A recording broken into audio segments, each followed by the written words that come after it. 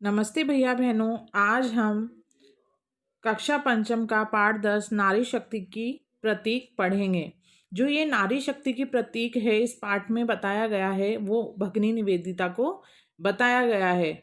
भगिनी निवेदिता का जो वास्तविक नाम है वह है मार्गरेट एलिजाबेथ नोबेल। उनका जन्म आयरलैंड में हुआ था, लेकिन वह स्वामी विवेकानंद जी के भाषण से इतनी प्रभावित हुई कि उन्होंने अपनी भारत भूमि को अपनी कर्म भूमि बनाया। आइए हम इस लेसन को पढ़ते हैं कि उनका जन्म कहाँ हुआ था और वे किसके पास पली बड़ी थी, उनका किसमें सबसे ज़्यादा रुचि थी। ये सब इस पाठ में हम पढ़ेंगे। अपने देश की कुछ कर गुजरने वाली महिलाओं में से हमारा इतिहास भरा पड़ा है, परंतु एक विदेशी महिला ने भारत के लिए जो कार्य किया वह अनूठा है। भगिनी निवेदिता स्वामी विवेकानंद से प्रभावित होकर उनके आह्वान पर भारत की महिलाओं को शिक्षित करने भारत आई थी, क्योंकि उनको पढ़ाने में उनकी बहुत रुचि थी और वह उनको पढ़ाने का कार्य बहुत अच्छा लगता था। इसलिए वह भारत की महिलाओं को शिक्षित करने के लिए भारत आई थी। उनका जन्म आयरलैंड में हुआ, परंतु उन्होंने भारत भूमि में ही अपनी मातृभूमि के दर्शन किए और भारत की बेटी बनकर स्वतंत्रता आंदोलन में क्रांतिकारी भूमिका निभाई। भारत की आज़ादी के आंदोलन में उन्होंने पूरी तरह भाग लिया। उनका पूरा नाम मार्गरेट एलिजाबेथ नोबेल था। उनके पिताजी सैमुअल रिचमंड नोबेल माँ मेरी इसाबेला था। बचपन में ही इनके माता पिता का देहांत हो गया था। इनका लालन पालन इनके नाना हैमिल्टन द्वारा किया गया था। हैमिल्टन आयरलैंड के स्वतंत्रता आंदोलन के प्रमुख सूत्रधारों में से एक थे। मार्गरेट की शिक्षा लंदन चर्च के आवासीय विद्यालय में हुई थी। इनकी शिक्षा लंदन के एक चर्च में हुई थी और 17 वर्ष की उम्र में ही इन्होंने शिक्षण कार्य प्रारंभ कर दिया था। आइए आगे पढ़ते हैं। मार्गरेट को शिक्षण कार्य बहुत अच्छा लगता था। वह 17 वर्ष की उम्र में ही विद्यालय में पढ़ाने लगी। वह स्वयं द्वारा विकसित पद्धति से शिक्षा दिया करती थी। धर्म में रुचि होने के कारण चर्च की गतिविधियों में भी भाग लेती थी तथा अधिकांश समय अध्ययन, मनन और सत्य की खोज में लगाती थी। तभी एक घटना घटी जो उनके जीवन को एक नया मोड़ देने वाली थी। एक सन्यासी का लंदन में आगमन हुआ। नाम था स्वामी विवेकानंद। जब स्वामी विवेकानंद जी लंदन गए और उनका शिकागो के विश्व धर्म सम्मेलन में उन्होंने ख्याति अर्जित कर अपने कुछ मित्रों के आग्रह पर इंग्लैंड आए थे। मार्गरेट की स्वामी जी से प्रथम भेंट यहीं हुई थी। सबसे पहली मुलाकात उनकी लंदन में हुई थी।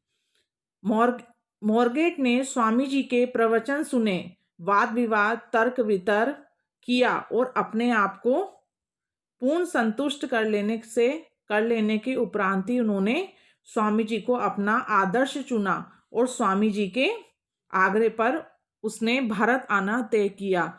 उन्होंने उनके जो भाषण थे उससे वह इतनी प्रभावित हुई और उन्होंने पूरी तरह से उस पर तर्क वितर्क किया और उसी समय उनके भाषण को सुनकर उन्होंने भारत आना तय कर लिया। भारत आकर वो अत्यधिक प्रसन्न हुई। वह गंगा के किनारे वेलूर मठ की एक कुटिया में 2 अन्य अमेरिकन महिलाओं के साथ रहने लगी जो स्वामी जी की शिष्याएं थी। स्वामी जी ने मॉर्गेट को नया नाम निवेदिता दिया और आग्रह किया कि वे भगवान वह भारत माँ के चरणों में अपना जीवन अर्पित करें। स्वामी विवेकानंद जी ने उनसे आग्रह किया कि तुम अपना जीवन हमारी भारत माता के चरणों में अर्पित कर दो। भगिनी निवेदिता ने विवेकानंद के उपदेशों को जन जन तक पहुंचाने का कार्य किया। उसके साथ साथ उन्होंने कलकत्ता में लड़कियों के लिए एक स्कूल भी आरंभ किया। वहाँ छोटी छोटी लड़कियों को उन्होंने पढ़ाने लिखाने के साथ साथ मिट्टी के खिलौने और चित्रकारी आदि कार्य सिखाए। जब कलकत्ता में एक महामारी फैली तो निवेदिता ने महिलाओं की टोली बनाकर दिन रात भूख प्यास की चिंता किए बिना रोगियों की चिकित्सा, सेवा, सफाई आदि कार्य कर पीड़ितों की मदद की। उन्होंने अंग्रेजी समाचार पत्रों में अपील प्रसारित कर मदद मांगी व धन संग्रह भी किया। उस समय जब वह महामारी फैली तो उन्होंने सभी का बहुत सहयोग भी किया और उनके लिए धन संग्रह भी किया। वह लेखन कला में एवं बोलने में बहुत निपुण थी। इस क्षमता का उपयोग कर वह अपनी बात बड़े बड़े समूहों तक पहुंचाने में सफल रही। निवेदिता ने जब अंग्रेजों का भारतीयों के साथ बर्बरतापूर्ण व्यवहार देखा तो वह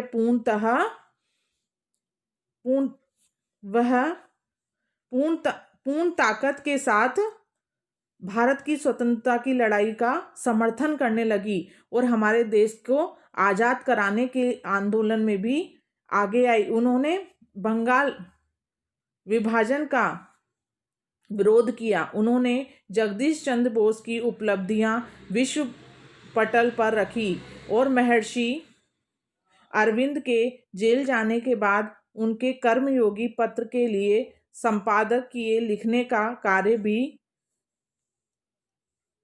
करने लगी। उन्हें भारतीय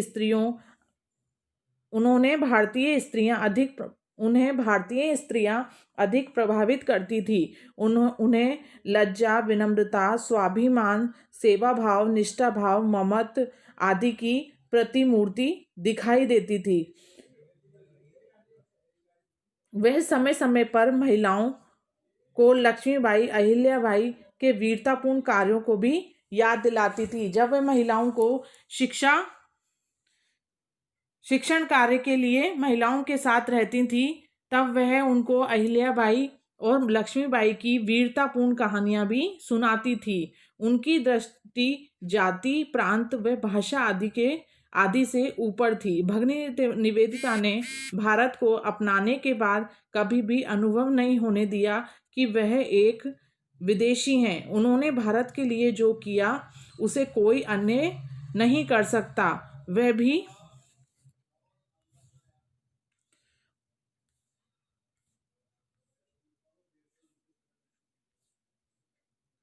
भी स्वामी जी की तरह 44 वर्ष की आयु में नीचे अधृत वेद की पावन ऋचाओं का वे सदैव स्मरण करती हुई संसार से विदा हो गई। उन्होंने हमारे देश की जो महिलाएं थी उनको शिक्षित किया और उनके लिए एक स्कूल खोला। और जब हमारे देश में एक महामारी आई तो उन्होंने महिलाओं की टोली बनाकर सबका सहयोग किया और सबके लिए धन संग्रह भी किया।